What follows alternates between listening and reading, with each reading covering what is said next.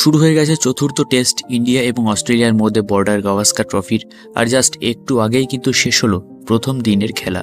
আর আজকের এই ভিডিওতে আমরা সেটাই আলোচনা করব যে প্রথম দিনে কী দিয়ে কী ঘটলো, অস্ট্রেলিয়ার ইনিংসে কতদূর কী খবর, ইন্ডিয়ার কেমন পারফরমেন্স, তো সেটাই আলোচনা করব আজকের এই ভিডিওতে।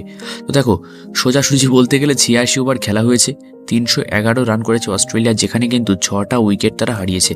তবে লাস্টের দিকে একটু ব্যাকফুটে কিন্তু অবশ্যই চলে গেছে অস্ট্রেলিয়া। তবে শুরুর দিকে দেখে কিন্তু মনে হচ্ছিল না যে 6টা উইকেট কিন্তু পড়তে পারে আজকের ম্যাচে।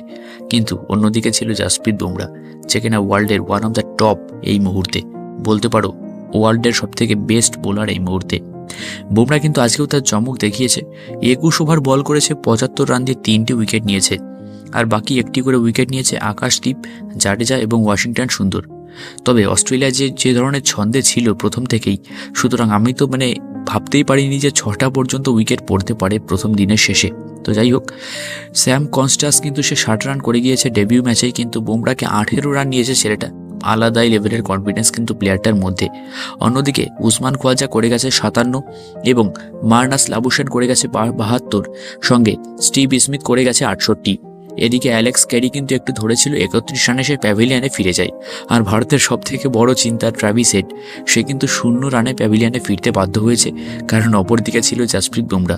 তো এটাই ছিল আজকের দিনের প্রথম আপডেট, প্রথম দিনের খেলার শেষে হাইলাইটস। তো ভিডিওটা কেমন লাগলো অবশ্যই কিন্তু কমেন্ট করে জানিও।